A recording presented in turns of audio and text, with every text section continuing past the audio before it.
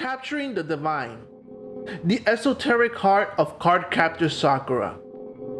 Part 1 of a multi-part exploration into the spiritual, astrological, and mythical currents that shape the Clow Cards and the modern magical girl mythos. In the shimmering landscape of 90s anime, Cardcaptor Sakura, 1998 to 2000, stands as one of the most quietly revolutionary works ever produced within the shoujo genre. Created by Clamp, a collective of female manga artists whose works often dissolve the boundary between the sacred and the sentimental. The series has achieved something rare and redefined the magical girl, not through violence, rebellion, or cynicism, but through love, balance, and emotional evolution. But to truly appreciate Cardcaptor Sakura, one must look beyond the pastel palette and innocent charm. Beneath the lighthearted adventures of a girl chasing enchanted cards lies an intricate cosmology of occult thought, ancient astrology, and spiritual symbolism. Each cloud card is not just a narrative device, it is a sigil, a living archetype of elemental and celestial forces, echoing traditions far older than the anime itself. This first installment in our series will serve as both an introduction and orientation, a way to rediscover the series through a new lens, one that looks past the glittering surface to uncover how Cardcaptor Sakura channels a continuum of magical philosophy stretching back to the hermetic, alchemical, and astrological traditions of antiquity. By the end of this essay, we'll see why Cardcaptor Sakura is not simply a masterpiece of shoujo animation, but it's also a quietly radical work of modern mysticism, artfully disguised as a children's story. At first glance, Cardcaptor Sakura seems to offer the familiar comforts of its genre. Sakura Kinomoto, a cheerful, athletic girl, stumbles upon a mysterious book in her father's study. Inside are the magical cloud cards, each representing a distinct power: windy, watery, shadow, time, dreams, and dozens more. When the cards are accidentally released, it becomes Sakura's duty to retrieve and seal them again, guided by the endearingly brash guardian Kero-chan. If this sounds like a by-the-numbers premise for a 90s magical girl show, that's by design. Clamp understood their genre's archetypes perfectly, then used those expectations as a container to hide something deeper. The story's early episodes follow a comforting rhythm. Each week, Sakura encounters a mischievous card, learns a moral lesson, and gains a new power. But as the show progresses, something unexpected happens. The formula dissolves, and the narrative blooms into a study of personal transformation, spiritual harmony, and emotional intellect. It is here that Cardcaptor Sakura transcends convention.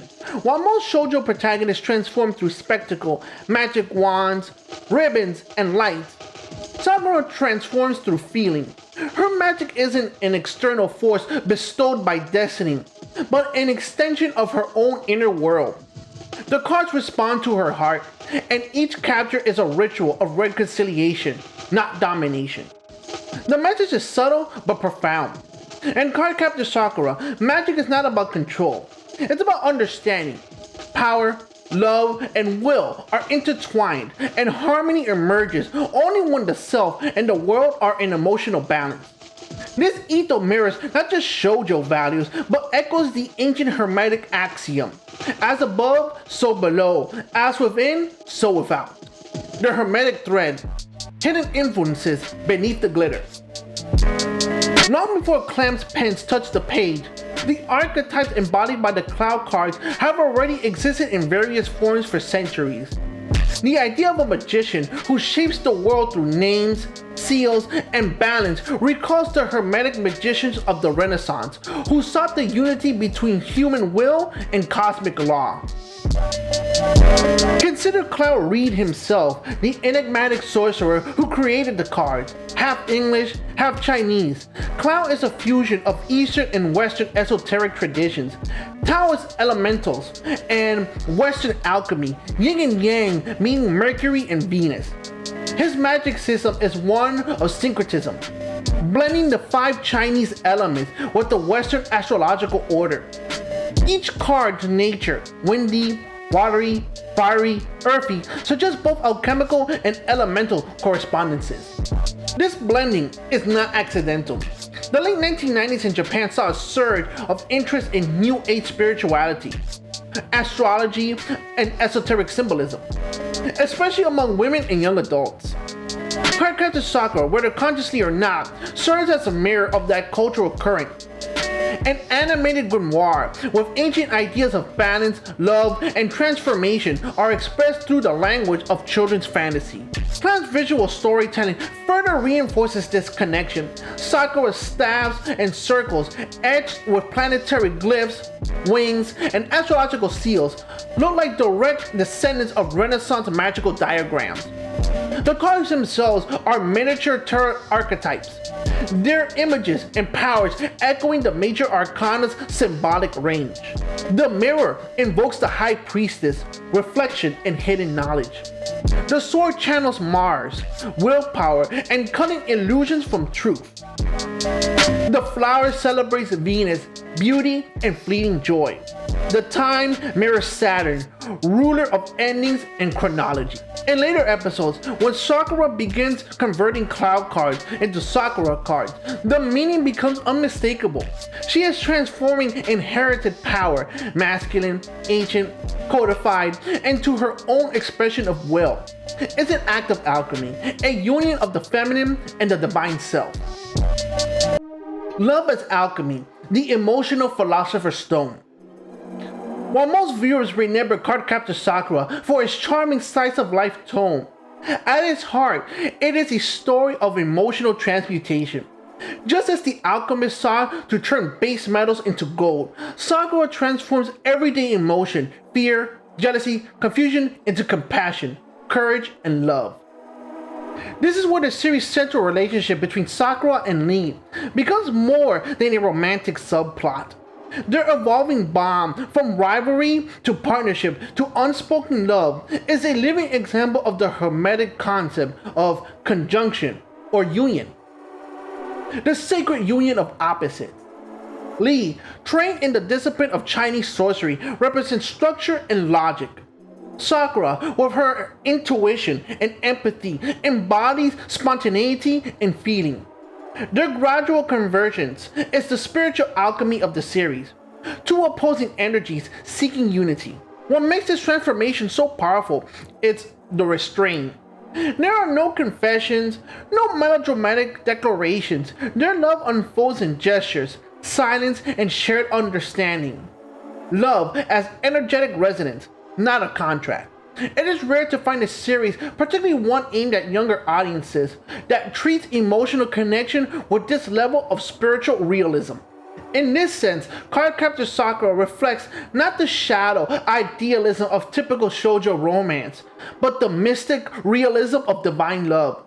The kind of universal compassion spoken of in mystical traditions across cultures. The structure of the cosmos claims magical order. The visual and structural symmetry of Cardcaptor Sakura is far from arbitrary.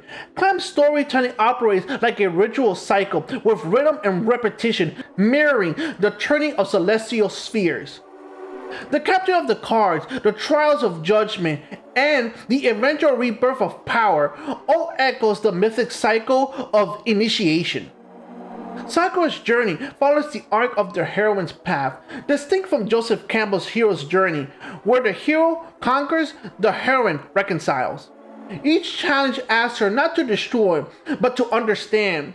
Each card becomes a fragment of herself. This idea that the divine is not external, but reflected within, is ancient. From the Platonic notion of the world soul to the Taoist flow of qi, Cardcaptor Sakura reinterprets these philosophies through accessible storytelling. In a modern sense, it offers a secular spirituality, one that teaches that empathy, curiosity, and harmony are sacred acts. Even Sakura's costume, designed by her devoted friend Tomoyo, carries this message. Unlike most magical girls with a single transformation outfit, Sakura's attire changes every episode. This constant reinvention symbolizes the fluidity of identity. The playful transformation of the self through ritual and performance. Tomoyo and her camera always rolling acts like a priestess or chronicler, documenting the evolution of a soul in motion. The hidden taboo, love without boundaries. One of Clan's most daring choices was their refusal to sanitize love into conventional categories. Beneath the innocence of the show lies a complex exploration of non-normative affection. Teacher-student infatuation, same-sex attraction, unrequited devotions, and the blurred line between admiration and desire. This theme places Cardcaptor Sakura in quiet conversation with mystical traditions that view love as the force binding heaven and earth, the anima mundi, or the world soul. When viewed through this lens, even the soft-spoken relationships in the series echo esoteric ideas of unity through diversity. That the show managed to weave these complexities into mainstream family anime without scandal or moral panic is, in retrospect, miraculous. Clamp understood that magic is not just about spells, it's about seeing the sacred in ordinary emotion. The sound of light, music as ritual. Few anime scores captured mood and metaphysics as seamlessly as Cardcaptor Sakura. Its composition by Negeshi acts as an auditory spell, aligning emotion with energy. The opening theme, Catch You, Catch Me, introduces not just a melody but an invocation, joy as a form of summoning. Particularly striking are the motifs tied to card captures. The orchestral swells that accompany Sakura's invocation of the staff, the ethereal chords underscoring each ceiling. These are not just mystical cues, they are ritual markers, the sonic equivalent of drawing a magic circle. In this way, the soundtrack functions as both atmospheric and symbol. Just as medieval mystics used vibration and chant to access higher states of consciousness, Cardcaptor Sakura uses sound to bridge the mundane and the magical, shadows and imperfections. Even the most beloved works are not beyond critique. At 70 episodes, Cardcaptor Sakura can at times lose narrative momentum, lingering on repetitive scenarios that threaten to dilute its energy. Yet even in slower stretches, the series maintains a meditative quality, its pacing mirroring the gentle unfolding of spiritual practice. Far more damaging, however, was the Western localization, which butchered the story structure and softened its emotional complexity. Episodes were rearranged, character relationships censored or rewritten, and the feminine perspective of the narrative was replaced with an action-oriented focus on Sorian. What was originally a meditation on love and identity becomes a confused battle of the weak cartoon. The tragedy of this localization underscores how revolutionary Cardcaptor Sakura truly was. It defied so many conventions that it simply could not be translated into the logic of a market expecting heroism over harmony. The magic of legacy, a living grimoire. More than 2 decades after its release, Cardcaptor Sakura remains luminous. Its influence can be felt not just in later magical girl works, but in the broader landscape of anime that seeks emotional sincerity without irony. The show's delicate balance of innocence and sophistication opened the doors for series like Madaka Magic and Yuki Yuna is a Hero, which would later interrogate or subvert the same archetypes Sakura helped crystallize. Yet, unlike many successors, Cardcaptor Sakura never loses faith in gentleness. It stands as a reminder that wonder and death can coexist, that love can be a form of knowledge. For our purposes though, its most enduring legacy lies in its esoteric architecture. The Clow Cards themselves, 53 embodiments of elemental and psychological forces, form a symbolic system, not unlike the tarot or the I Ching or the astrological wheel. Each represents an aspect of the human psyche, and together they form a complete cosmology. In future installments of this series, we will decode the Clow Cards one by one, tracing their symbolic origins in alchemy, astrology, Kabbalah, and Jungian archetypes. We will explore how Cardcaptor Sakura acts as a bridge between ancient divination systems and modern storytelling, translating timeless wisdom into accessible emotional language. Because the truth is this, Cardcaptor Sakura is not just a story about a girl capturing cards. It is a meditation on what it means to align the heart with the cosmos, to rediscover in the act of compassion the ancient magic of being alive. Conclusion. Toward the Tarot of Clow. As this introductory essay closes, it's worth remembering that Clamp never intended Cardcaptor Sakura to be read as an occult manual. Yet through layered storytelling, they created something that functions as one. A mystic mirror reflecting humanity's eternal fascination with the unseen. The Clow Cards, with their ornate design and elemental symbolism, are modern tarot, each a meditation on the forces that govern nature and emotion alike. They invite us to ask, what are we really capturing? What parts of ourselves are sealed, transformed, or set free? In episodes to come, we'll journey further into this question. We'll map the historical roots of the magical systems that inspire Cloud Reed's universe. From the astrological cosmologies of Mesopotamia to Greek astrology to ritual correspondences, and so on. And examine how these ideas found their way through the veins of art and myth into 1990s Japanese anime about a kind-hearted girl and her friends. Cardcaptor Sakura teaches us that magic isn't about spectacle. It's about awareness. Every capture, every card, every moment of love and loss is a symbolic act of rebalancing the universe within.